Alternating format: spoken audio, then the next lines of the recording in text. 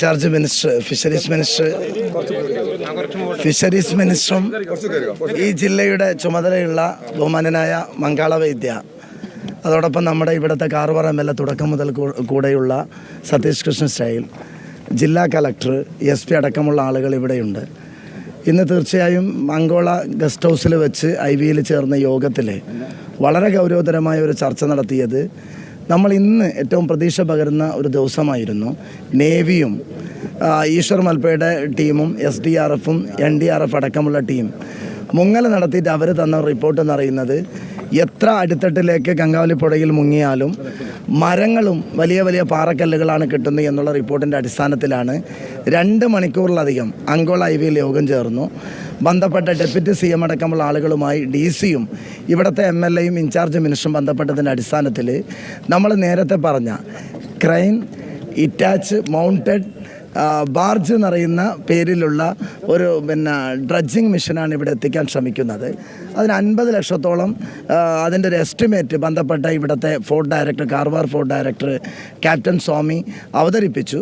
ജില്ലാ ഭരണകൂടം അത് ഏറ്റെടുക്കാൻ തയ്യാറാണ്. അതിനിടയിൽ ഇവിടുത്തെ MLA ഡിസാസ്റ്റർ മാനേജ്മെൻറ്റിൻ്റെ ഭാഗമായി സാമ്പത്തികത്തിന് ഒരു 25 lakhs അദ്ദേഹത്തിൻ്റെ MLA ഫണ്ടിൽ നിന്ന് പോലും നൽകാമെന്ന് അദ്ദേഹം വാഗ്ദാനം നൽകി. ഏതായാലും നാളെ ഒരു ദിവസം ഇൻഡിപെൻഡൻസ് ഡേ ആയതുകൊണ്ട് അവർ തെരച്ചിൽ അവസാനിപ്പിക്കുന്നു. നാളെ മറ്റന്നാൾ രാവിലെ മുതൽ ഇതേ രീതിയിൽ നേവിയും ഈശ്വർ മൽപ്പയുടെ ടീമും SDRFും NDRFും ഇതേ തെരച്ചിൽ തുടരും. ഞാനിപ്പോൾ തൊട്ട് മുമ്പ് നിങ്ങൾ കണ്ടതാണ് SP-യുടെ കൂടെ ആ ലോറിയുടെ ഉടമ മനാഫിൻ്റെ കൂടെ ഇന്ന് ഓരോ മണിക്കൂർ വെച്ചിട്ട് വലിയ കയറുകൾ 300 ഫീറ്റ് നീളമുള്ള കുറേ കയറിൻ്റെ കഷ്ണങ്ങൾ കിട്ടിയപ്പോൾ അത് ഉറപ്പുവരുത്താൻ വേണ്ടി ഞങ്ങൾ ഗംഗാവലി പുഴയിൽ ബോട്ടിലൂടെ യാത്ര ചെയ്ത് ഇവിടുത്തെ MLAയുടെ കൂടെ മനാഫ് 100% ഉറപ്പുവരുത്തി. ഒരു കാര്യം ഏതായാലും ഉറപ്പാണ്, ഈ ഒരു 100 മീറ്ററിനകത്ത് എന്ന് വെച്ചാൽ അവരിപ്പോൾ 20 മീറ്റർ കണ്ടെത്തിയിട്ടുണ്ട്. അതിൻ്റെ അകത്ത് ഇപ്പോഴും നമ്മുടെ ഈ പത്രസമ്മേളനം നടക്കുന്ന സമയത്ത് പോലും ഇവിടെ മുങ്ങൽ അവസാനിച്ചിട്ടില്ല. ഈശ്വർ മൽപ്പയുടെ ടീം ഇപ്പോഴും അവിടെ മുങ്ങി അതിൻ്റെ അവർ തെരച്ചിൽ നടത്തിക്കൊണ്ടിരിക്കുകയാണ്. ഒരു കാര്യം ഏതായാലും എത്രയോ ദിവസങ്ങളായി ലോക മലയാളികൾ മുഴുവൻ അർജുന് വേണ്ടിയുള്ള പ്രാർത്ഥനയിലാണ്. അർജുനെ കണ്ടെത്തണമെന്നുള്ള ആഗ്രഹത്തോടു കൂടി പ്രത്യേകിച്ച് മീഡിയക്കാരൊക്കെ നിങ്ങളിങ്ങനെ നമ്മളെല്ലാവരും പ്രാർത്ഥനാപൂർവ്വം കാത്തു നിൽക്കുകയാണ്.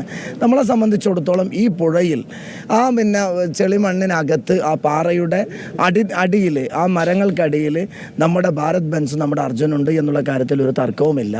ആ ഡ്രഡ്ജിങ് മെഷീൻ എത്തുന്നതോടുകൂടി അതിനിടയിൽ ചിലപ്പോൾ ഡ്രഡ്ജിങ് മെഷീൻ അവർ 10 ദിവസം സമയം ചോദിച്ചു, പറ്റേലാന്ന് അവർ പറഞ്ഞു. കളക്ടർ 7 ദിവസം ചോദിച്ചു, പറ്റേലാന്ന് പറഞ്ഞു.